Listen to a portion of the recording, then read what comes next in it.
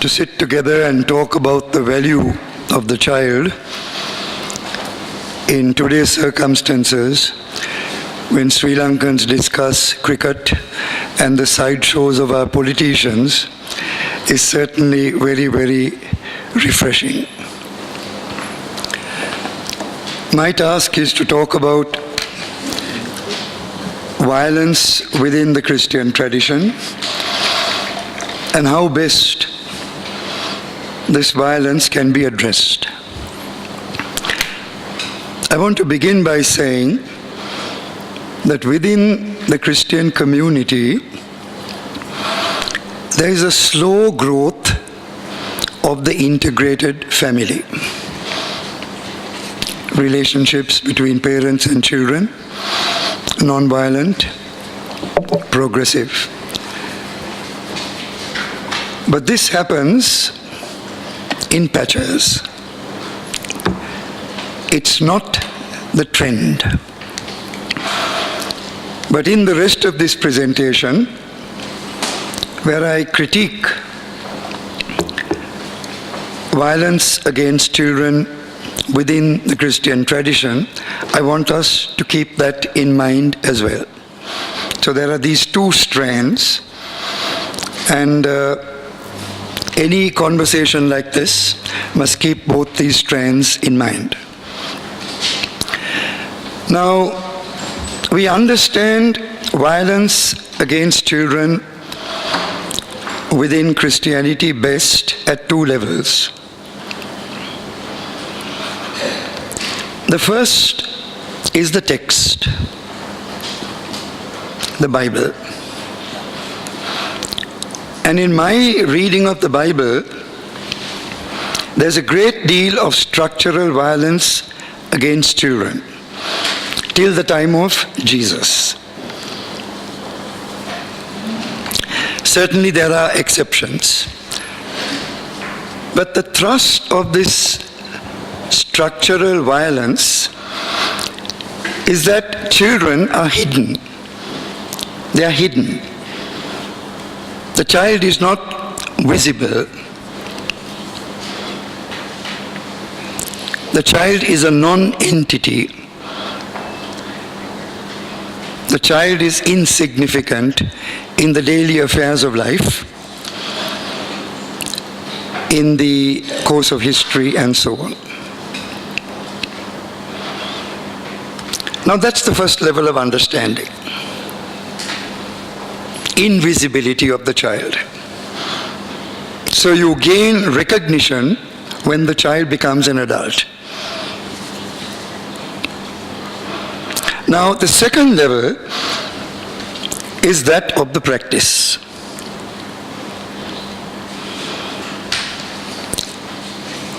Now violence against the child in practice takes place because there is the adult initiative to make the child like an adult. So you bring the child up, upbringing of the child. Daruwava hadanda ona. Hadila naha. You have to bring the child up, the upbringing of the child. So it's again a very adult perspective, an adult task to take this little non-entity and bring it to the level of being adult, regardless of the attitudes and the values and the qualities of the adult, which Professor Savitri very articulately spelled out. The mess that the adults are making of today's world. And yet, lameva hadandola. Okay. So within this scope of the second level, there's a dynamic. You speak down to the child. The child has got to be told. You teach the do's and the don'ts. And that's how lots of adults imagine that you form the child. There has to be some resistance. There will be some deviance. And then comes the corrective method. To be stern, verbal violence is as bad as physical violence. Beating the child, caning the child, because all that is necessary so that the child can be formed and made into an adult. You know, in the history of the Christian church, there was a time when we ran our orphanages and some of our boarding schools through the method of violence. Children were punished badly, children were harassed, and the whole culture of some of these institutions, thank God most of it a long time ago, was that of fear. Now this, in a nutshell, is a description of violence within the Christian tradition. And unless we recognize this, and unless we recognize that some of this is still there in the adult psyche, in the church, in the mentality of Christian organizations, we are not going to be able to deal with it. In fact, just now, the Australian Anglican Church is reeling under an exposure of sexual abuse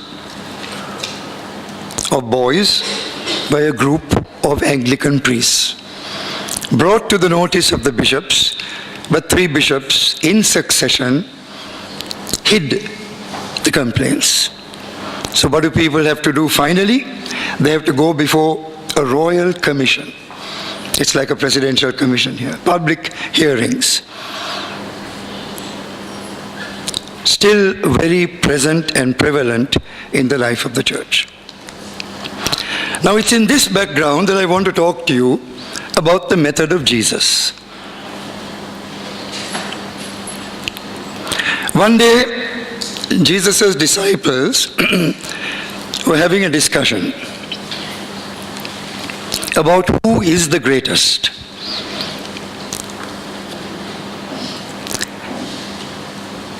Who is the greatest? Jesus answers that by placing a little child in the middle. That's his theology, that's his spirituality. The child in the center. And he says, look, if you want to be great, you must become like a child. If you want to be great, you must become like a child. The child is the greatest in God's design. Now that was not a parable. That was not a parable. That was Jesus' teaching. Why?